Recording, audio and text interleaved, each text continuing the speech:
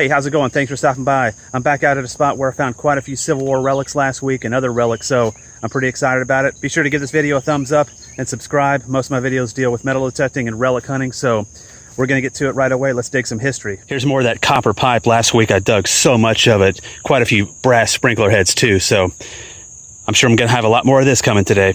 All right, well, we got our first little relic here. It looks like part of a pocket knife.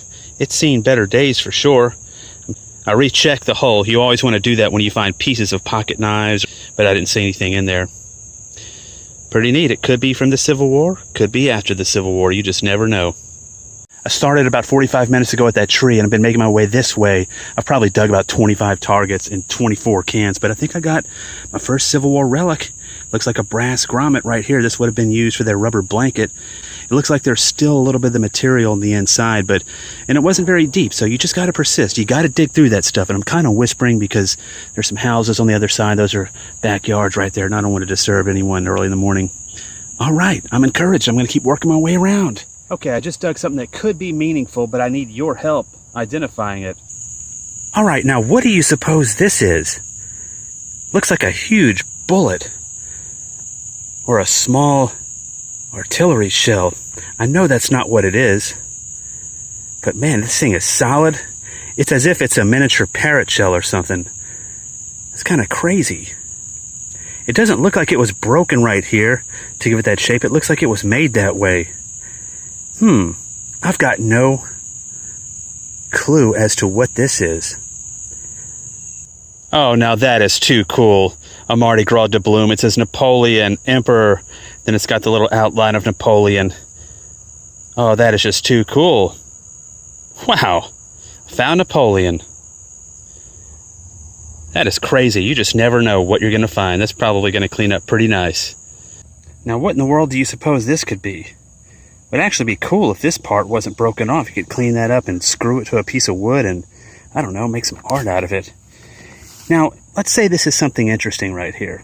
I'm interested, but let's say that it's something really cool. You know, it's something very historical. It's got some big history behind it.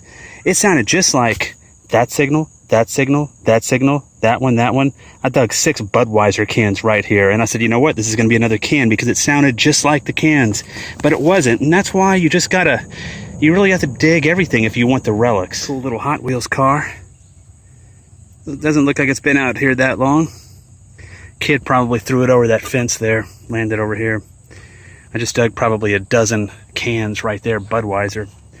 Another sprinkler head, that makes 7, and some more pipe. Things have slowed down significantly. Starting to lose faith in this area for certain things, but you just got to keep digging through it. That's all you got to do. Easier said than done, especially in this heat and humidity. You just got to stay cool. I've learned to bring a gallon of water with me and some ice and take frequent breaks, or else that sun will get to you before you know it. Because you know how time gets away from you whenever you're digging. You're out in full sunlight 2 or 3 hours. Don't even realize it until you've got heat stroke, so you got to stay hydrated. Now here's an interesting piece of brass. I've found one of these before in a Civil War area. I don't know if this would have been the handle to like a brass cup. I don't think it's a trigger guard, but you can see kind of some of the gilt right there. It's definitely brass. It's got a nice little weight to it. I don't know, it wasn't very deep. Things are weird around this place. Things are very deep or not deep. Both extremes.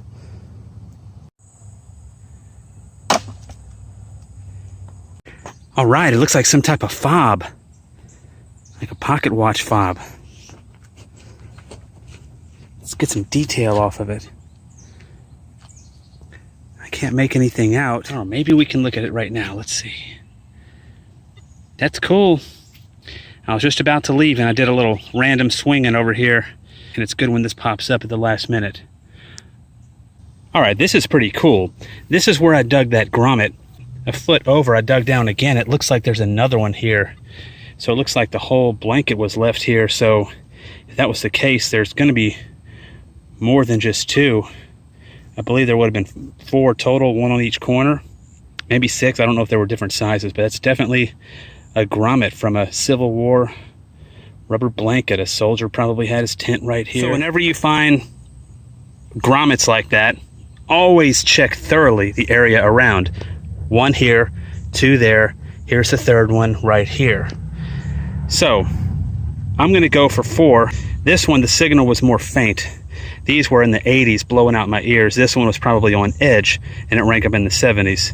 It rings up higher when it's flat like that. So I'm going to listen carefully to try to get all 4 of them. There had to be at least 4. I don't know how many there were exactly. Is this the 4th one? Let's see. It's about the same depth. It's reading up like the one that was on edge. Not sounding nearly as good as it did.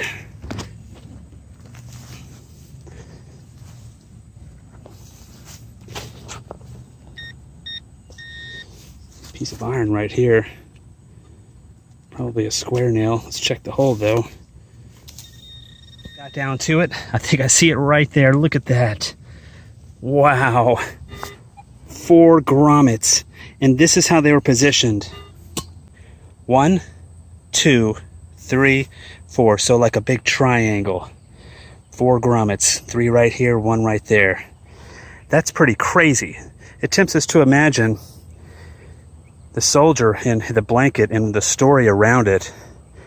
So next time I'm out here, I'm going to pay more attention to this area. Maybe we can find some drop bullets. That is too cool. 4 grommets. All right. Okay, so this is what we're working with here. We got the grommets. We got the little fob here. It says Kiwanis Club on it. That's pretty cool right there. Got the Napoleon Mardi Gras doubloon on the back.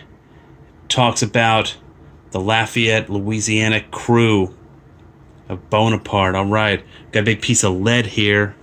This looks like a little piece of carved lead. Not really sure if it's a bullet or not. Don't know what that is, but here is the interesting thing right here. I cleaned it up. This is before electrolysis. I just kind of banged off some of the rust on it. I was really looking for some type of hole or, I don't know, some type of connection here because I believe it could be some type of window sash weight. It weighs 3.5 pounds. It's about 5.5 inches tall. And I posted this online and talked to a couple people, and they said that it could be, and I highly doubt this, but they said it could be a Whitworth bolt, which would have been they had solid shot and shells during the Civil War, but it was a very rare gun, and it was imported from England, and the Confederacy used it. But they have these really deep, like hexagonal rifling grooves on it, kind of like the Whitworth, the sniper bullet, and it's got a hexagonal base. And I just don't see any of that happening here. But I don't see any holes or anything that would have allowed it to hang as a window sash weight. So I'm very interested in this piece right here. It looks like some type of, you know, something that artillery would have used here, some type of artillery. I don't know. That's what I got right there. I'm going to hold on to it, do a little more research, but that's about it. Thanks for stopping by. Thanks for watching. Keep swinging and saving history. And until next time, y'all take care.